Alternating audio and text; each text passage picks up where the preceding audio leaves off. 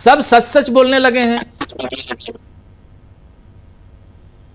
Doctor साहब, नर्मदा का पानी तो ऐसा कभी नहीं रहा। पुण्य सलिला नर्मदा हमेशा से पापियों के पाप भी धोती रही है। इसी नर्मदा के पानी में मध्य प्रदेश की राजनीति का वो दौर भी था जब एक आदिवासी मंत्री को ही दिग्विजय सिंह ने सिर्फ भ्रष्टाचार के आरोप लगने मात्र पर मंत्री पद से हटा दिया। और यही मध्य प्रदेश है जहां दो दो मंत्री, दूसरा तो उप मुख्यमंत्री है जगदीश देवड़ा, भारत की सेना का अपमान कर रहे हैं सरेआम, और फिर कह रहे हैं कि हमारे बयान को तोड़ मरोड़ दिया गया।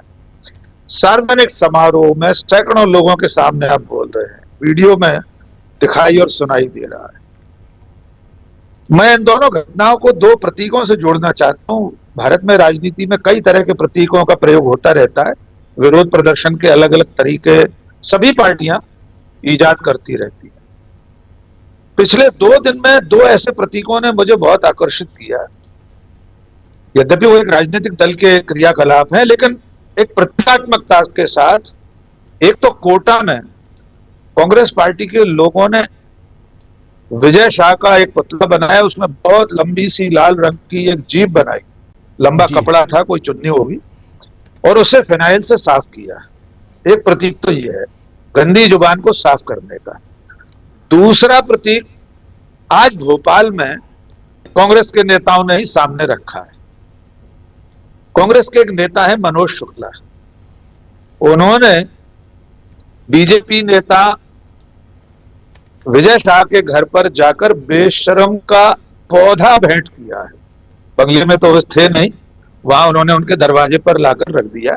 ये हमारे दर्शक जानते होंगे बेशरम का पौधा। जी, ये बेशरम भी अमेरिका की कृपा से हमारी भारत भूमि पर पुष्पित पल्लवित हो रहा है। 1960-70 के दशक में गेहूं के साथ इसके बीज चले आए थे और ये खरपतवार है। तो देखिए, बेशरम का पौधा और जीभ को फिनाइल से धोना, मुझे लगता है इससे सटीक प्रतीक नहीं हो सकते, क्योंकि भारतीय जनता पार्टी के जो नेता इस वक्त सेना के खिलाफ जहर उगल रहे हैं, उसका रोज अपमान कर रहे हैं, उसका इलाज यही हो सकता है। ये लोकतांत्रिक तरीका है, इसमें कोई हिंसा शामिल नहीं है, कोई वैसा अपमान किसी का नहीं किया जा रहा। अब आते हैं उस दूसरे पक्ष पर, यह सब हो क्यों रहा है। थोड़ा सा आउट ऑफ बॉक्स सोचने की कोशिश करते हैं डॉक्टर साहब। कहीं ऐसा तो नहीं है कि सरकार की विफलताओं, ऑपरेशन सिंदूर के बाद अमेरिका के हड़काने पर घोषित सीज फायर, दुनिया भर से उठ रहे तमाम सवाल कि क्या खोया क्या पाया, हमारे कितने जंगी जहाज इसमें नष्ट हो गए, हमारे नागरिकों को जान से हाथ धोना पड़ा, बहुत सारे सवाल। प्रधानमंत्री सर्वदलीय बैठक में नहीं आ रहे, प्रेस कॉन्फ्रेंस नहीं कर रहे, मन की बात जैसी उन्होंने राष्ट्र के नाम संबोधन की एक औपचारिकता पूरी कर दी। कहीं ऐसा तो नहीं इन तमाम सवालों से देश का ध्यान भटकाने के लिए यह सब हो रहा, क्योंकि सेना का सम्मान तो भारतीय जनता पार्टी और उनका पितृ संगठन पहले भी नहीं करते रहे। जब परम पूज्य डॉक्टर मोहन भागवत ने यह कहा था कि सेना को तो आपदा की स्थिति में तैयार होने में 3 महीने लगते हैं, हमारे स्वयं सेवकों की फौज तो 3 दिन में तैयार हो जाती। प्रधानमंत्री नरेंद्र मोदी ने कहा था कि सेना से ज्यादा साहसी तो व्यापारी होते। वही सिलसिला इस वक्त विजय शाह और जगदीश देवड़ा तक पहुंचा है। इन तमाम सवालों से देश के सामने जो सवाल है, ध्यान हटाने के लिए मुझे लग रहा है ये सब हो रहा है, क्योंकि बीजेपी के दिलो दिमाग में सेना का सम्मान पहले भी कभी नहीं था। अब अंत में छोटा सा विवरण रविशंकर प्रसाद के बयान का। आपने ठीक कहा, रविशंकर प्रसाद का बयान बूमरैंग हो गया है। जब वे ये कह रहे थे कि राहुल गांधी पहलगाम जाते आंसू पहुंचने, तब उन्हें हो सकता है उनके आईटी सेल न बताया हो, क्योंकि ये मंत्री रह चुके हैं और इन सब लोगों का स्तर सिर्फ व्हाट्सएप विश्वविद्यालय और आईटी सेल का है। हो सकता है उनके आईटी सेल ने न बताया हो कि राहुल गांधी पहलगाम हुआ है, अपनी अमेरिका यात्रा छोड़कर। शुभम द्विवेदी के घर हुआ है, विनय नरवाल के घर हुआ है, और लगातार इस मुद्दे पर बात कर रहे हैं। ये सारे सवाल जो रविशंकर प्रसाद ने पूछे, कहीं ऐसा तो नहीं वे क्षमा कीजिए, वे नरेंद्र मोदी से पूछ रहे थे। मंत्री न बनाने की कोई खीज, कोई व्यथा हो, इसलिए वे नरेंद्र मोदी को कॉर्नर कर रहे थे, उन्हें कटघरे में खड़ा कर रहे थे कि पहलगाम नहीं गए। मैंने जब ये सवाल ट्विटर पर पूछा तो एक अंधभक्त होगा, उसने मुझसे पूछा कि डॉक्टर मनमोहन सिंह ने क्या किया था। तो डॉक्टर मनमोहन सिंह ने मुंबई हमले के बाद मुंबई पहुंचकर एक भीड़ की प्रेस कॉन्फ्रेंस संबोधित की थी। मूसलाधार पानी बरस रहा था, छाता लगा हुआ था उनके ऊपर। डॉक्टर मनमोहन सिंह वहां पहुंचे थे जहां 2 दिन पहले युद्ध समाप्त हुआ था।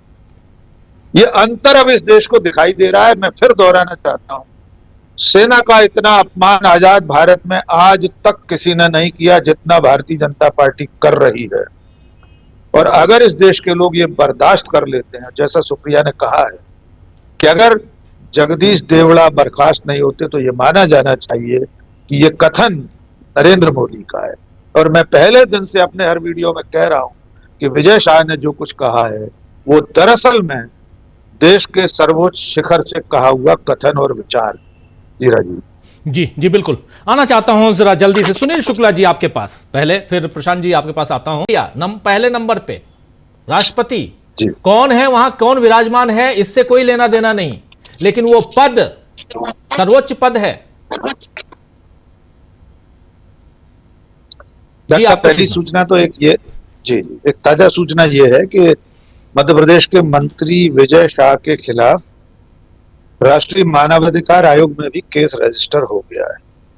बूंदी राजस्थान के कांग्रेस नेता हैं चरमेश शर्मा, उन्होंने फरियाद की थी और उसमें भारतीय नारी के अपमान को भी उन्होंने साथ में जोड़ा था, राष्ट्रीय एकता अखंडता के अलावा। उस आधार पर राष्ट्रीय मानवाधिकार आयोग ने मुकदमा दर्ज कर दिया है। पहले आपके इस प्रश्न पर आ जाते हैं, फिर विदेश नीति की बात जो प्रशांत जी कर रहे थे उस पर आएंगे। देखिए, अब एक ही ऐसा स्तंभ बचा है जो प्रधानमंत्री नरेंद्र मोदी और उनकी पार्टी, उनकी सत्ता के बीच में रोड़ा सा दिखाई देता है। वो स्तंभ है सर्वोच्च न्यायालय। अब लगातार पिछले कुछ समय से जिस तरह से धमकाया जा रहा है सुप्रीम कोर्ट को, कभी किरण रिजिजू जी धमकी देते हैं, कभी उपराष्ट्रपति देते हैं, कभी सरकार में बैठे हुए दूसरे लोग भी देते रहते। एक सांसद ने तो देश में गृह युद्ध के लिए जिम्मेदार ठहरा दिया था चीफ जस्टिस ऑफ इंडिया को। उन्होंने उसे बदतमीज, सर्टिफाइड, गैर जिम्मेदार वगैरह कहकर माफ कर दिया। यद्यपि वो बात अगर किसी भी और आदमी ने कही होती तो न जाने कितने समय के लिए वो जेल में होता है। न्यायपालिका को कमजोर करने, उसको कॉर्नर करने की ही एक प्रक्रिया मुझे इसमें भी दिखाई दे रही है कि हाई कोर्ट के निर्देश के बावजूद अब तक एफआईआर होने के बाद भी विजय शाह गिरफ्तार नहीं हुआ है। शायद भारतीय जनता पार्टी दिल्ली से लेकर तमाम राज्यों तक ये संदेश देना चाहती है कि अब अदालतों की कोई वक़्त नहीं है उसकी नजर में। आप देते रहिए आदेश, आप मुकदमा दर्ज कराते रहिए। पहले तो मुकदमे में ससम्मान श्री लगाया जाएगा आरोपी के नाम के आगे, श्री विजय शाह। फिर उसमें वे धाराएं नहीं होंगी, वो भाषा नहीं होगी जो हाईकोर्ट ने कही थी। फिर दोबारा मुकदमा दर्ज होगा, लेकिन गिरफ्तारी नहीं होगी। इसी का विस्तार मैं वहां देखता हूं जहां राष्ट्रपति के जरिए सुप्रीम कोर्ट से सवाल पूछे गए। अब सुप्रीम कोर्ट क्या जवाब देगा देखते हैं आने वाले दिनों में। लेकिन ये सच है, इस देश में संविधान ही सर्वोपरि है और अंततः उसे सबको मानना पड़ेगा। अब उस विषय पर आते हैं जो प्रशांत जी ने जिसकी मीमांसा की, हमारी विदेश नीति, अंतर्राष्ट्रीय राजनीति में हम कितने नाकाम रहे। हमारे दर्शक जानते होंगे, ज्यादातर लोग, हम लोग लगातार जब से सीज फायर हुआ है, जिस दिन सीज फायर हुआ था उस दिन भी श्रीमती इंदिरा गांधी टॉप ट्रेंड में थी। हम लगातार याद दिला रहे हैं कि बांग्लादेश युद्ध से पहले इंदिरा गांधी ने क्या क्या किया था। उनकी सरकार ने, उनके विदेश मंत्री ने, उन्होंने कितने दौरे किए थे। अमेरिका में रिचर्ड निक्सन को क्या कहकर आई थी और यहां लौटने के बाद क्या जवाब दिया था।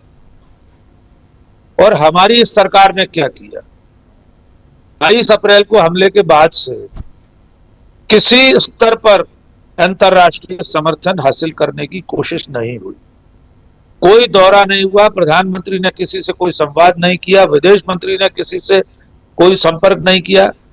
प्रशांत जी जो कह रहे थे उसमें एक संशोधन है, सर एक देश बड़ी छाती ठोक कर हमारे साथ खड़ा हुआ, अफगानिस्तान की तालिबान सरकार। उससे थैंक यू वेरी मच कहा है हमारे विदेश मंत्री ने, बाकायदा वहां उनका जो काउंटर पार्ट है समकक्ष मुतक्की, उन्हें फोन किया है। यद्यपि जनवरी में दुबई में मुलाकात हमारे विदेश सचिव विक्रम मिस्री की इन्हीं तालिबान सरकार के विदेश मंत्री मुतक्की से हो चुकी थी। तो एक देश तो हमारे साथ खड़ा हुआ, तालिबान। अब हम क्या कर रहे हैं राजीव जी? ऑपरेशन के समय 4 दिन में कोई देश हमारे साथ खड़ा नहीं हुआ। तुर्की जैसे देशों के खिलाफ बहिष्कार की मांग चल रही है, लेकिन अब जब सांप निकल गया तो लाठी पीटने के लिए भारत सरकार 30 सांसदों का एक प्रतिनिधि मंडल सर्वदलीय विदेश यात्रा पर रवाना करने वाला है। किरण रिजिजू उसके कोऑर्डिनेटर होंगे, उसमें शशि थरूर हैं, प्रियंका चतुर्वेदी हैं, तमाम अलग अलग पार्टियों के सांसद हैं, और वे अब दुनिया में अलग अलग देशों में जाकर बताएंगे कि ऑपरेशन सिंदूर क्या था, किन परिस्थितियों में करना पड़ा, हमारा क्या जमा खर्च है, हमारा क्या हासिल है। देश में तिरंगा यात्रा के जरिए घर घर जाकर बताना पड़ रहा है। इतनी बड़ी कामयाबी को घर में और बाहर बताना पड़े, ऐसा पहली बार हुआ। कम से कम मुझे याद नहीं है कि 72 के युद्ध के बाद, यद्यपि हम लोग उस समय छोटे थे लेकिन बाद में तो इतिहास थोड़ा बहुत पढ़ा ही है, क्या दुनिया में किसी को बताना पड़ा? दुनिया में जो नक्शे छापने वाली कंपनियां और छापा खाने होंगे, उन्होंने बता दिया था कि एक नया देश भूगोल पर बन के प्रकट हो गया है। भारत ने पाकिस्तान के 2 टुकड़े कर दिए। भोंपू लेकर, ढोल ढमाके लेकर बताना नहीं पड़ा था। और अंतिम बात जो आपने भी कही, प्रशांत जी ने भी कही, संयोग से हम 6 लोग उस दौर के पत्रकार हैं। हम 2014 में मिली आजादी वाले न तो नागरिक हैं न पत्रकार। हर बार हम लोग कहते हैं कि यूपीए की सरकारों में भी तो हम सवाल पूछते थे। संयोग से जब करगिल युद्ध हुआ तो मैं नवभारत का संपादक था, पहले पेज पर संपादकीय लिखा। मुंबई हमले के समय मैं नई दुनिया का संपादक था, पहले पेज पर संपादकीय लिखा। तब भी सरकारों से सवाल पूछे। संयोग से पहले करगिल के समय अटल बिहारी वाजपेयी एनडीए की सरकार थी, मुंबई हमले के समय यूपीए की सरकार थी, डॉक्टर मनमोहन सिंह प्रधानमंत्री। हमने हमेशा सरकारों से सवाल पूछे। आज हम फिर कह रहे हैं कि इस वक्त राहुल गांधी प्रधानमंत्री होते, मल्लिकार्जुन खड़गे होते, तब भी हम पूछते राफेल गिरा कि नहीं गिरा, हमारे नागरिकों की मौत कैसे हुई, पहलगाम में आतंकवादी आकर वापस कैसे चले गए, उनकी शिनाख्त तब तक हुई कि नहीं। हम ये सारे सवाल तब भी पूछते, ये सवाल आज भी पूछ रहे, क्योंकि हम सत्ता का स्थायी प्रतिपक्ष हैं, ये हमारी जिम्मेदारी है। लेकिन दुर्भाग्य यह है कि 2014 के बाद से अब एक ऐसा प्रधानमंत्री आ गया जिसके सामने भारत की गौरवशाली सेना नतमस्तक है, और उनके अंध समर्थक इस सरकार से सवाल पूछने को देशद्रोह मानते हैं। लेकिन हम फिर भी सवाल तो पूछें। तो राजीव जी, इस वक्त जो कुछ देश में चल रहा है ये देश के हित में नहीं है। सवाल सिर्फ नरेंद्र मोदी या सरकार के विरोध का नहीं है, सवाल देश के पक्ष का है। हम सब लोग देश की बात कर रहे हैं, देश के लिए सवाल पूछ रहे हैं, और हम लोग जिस दिन ये सवाल पूछना बंद कर देंगे, देश गहरे खड्डे में, गहरे गड्ढे में चला जाएगा। क्योंकि इस देश ने पिछले 15 दिनों में जितने अर्ध सत्य, जितने असत्य आत्मसात किए, उतने इससे पहले कभी नहीं किए गए। जितने दावे किए गए न्यूक्लियर ठिकानों पर हमले से लेकर तुर्की को लेकर, जितने भी, उनमें से 90% का खंडन तो खुद सरकार कर चुकी है। उसके बावजूद अश्विनी वैष्णव उस मीडिया की तारीफ कर रहे हैं जिसने झूठ परोसा था इस दौर में। इसलिए राजीव जी, आप निश्चिंत रहिए। टेलीफोनों से, धमकियों से, हम सबको बहुत धमकियां मिलती हैं। हमें इनबॉक्स में अभी जान से मारने की धमकी तक मिली, हमने कभी उल्लेख नहीं किया, लेकिन हमारा फर्ज है, और अपने फर्ज को निभाते हुए जान भी चली जाए तो क्या है। बिल्कुल बिल्कुल।